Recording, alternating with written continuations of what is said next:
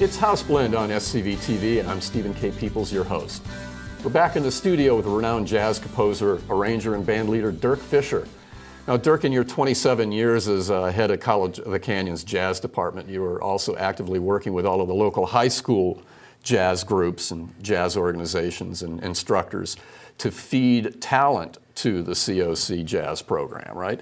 And the Arcade Downs, annual Arcade Downs Jazz Festival was part of that. You tell us how that worked and if it was successful in providing fresh talent on a regular basis. I think the opening statement has got to be something like this, and that is the high school band directors are an unrecognized source of talent in this community that are producing young adults that learn to take on group responsibility, playing together. But more than that, most of these programs would not exist as they do without what they call the booster clubs. Mm-hmm. And the thing is the fact that there are these boosters clubs and the band leaders, have to nurture these groups in order to perpetuate their programs is probably one of the main things that they all have to consider. They are dealing with wind instruments for the most part. I realize there are piano and drums and so forth. You beat on them. Okay, but the thing is with wind instruments, the sound production itself comes from the basic part of your body. The body is physically involved in producing the sound, unlike a string instrument or a piano or keyboard. And it requires a certain kind of instruction as far as performance is concerned that requires confidence, self-confidence in the individual players, so that standing up, whether soloing or as a group in front of an audience, takes a good deal of self-confidence. This is the important thing that the high school band directors provide. Right. The important part. So that they're prepared to perform, basically, by the time they... the self-confidence, the assuredness to be able to stand on your feet and perform in front of audiences. This is important. The Arcade Downs Festival was started by Bob Downs. Who was your predecessor at COC. That's correct, and my mentor. And your mentor. As well. To give these fledgling orchestras an opportunity at early performance before they go out and do their little competitive series at the end, usually towards the end of the school year. Right. And the festivals and competition that they participate in. So it gave them like a first time out, so that at least we were all exposed to each other, had an opportunity to cooperate. Over the years, I have given them some of my work. Some of them performed it.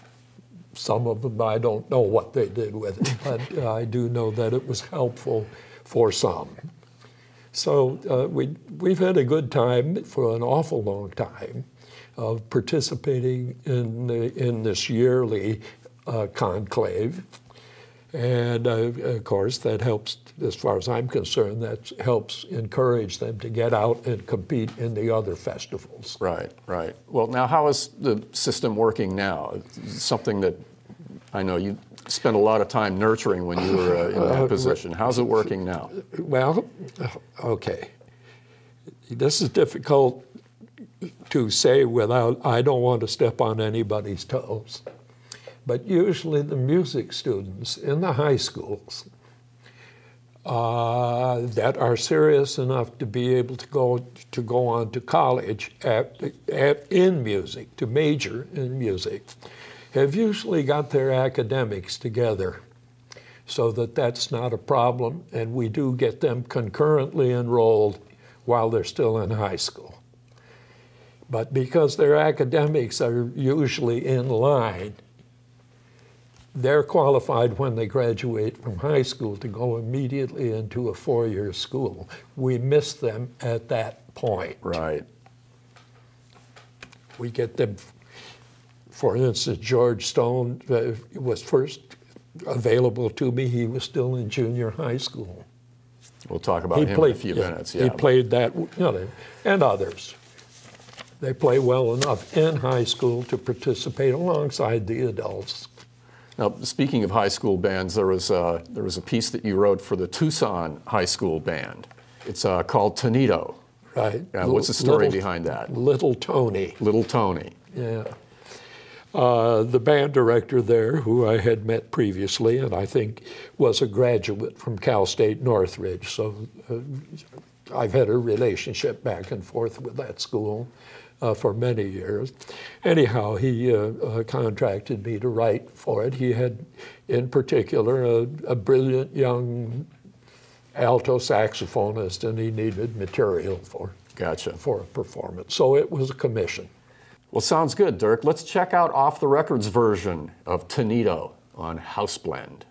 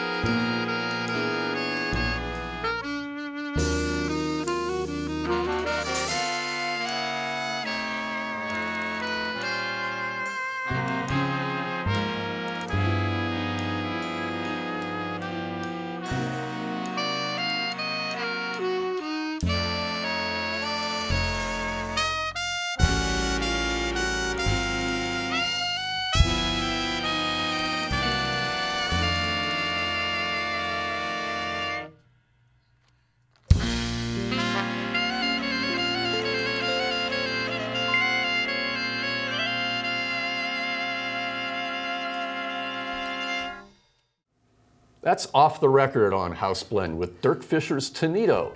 It's a piece he wrote for the Tucson High School Band. I'm Stephen K. Peoples, your House Blend host here on SCV TV, and I'll be back with Dirk right after this short break.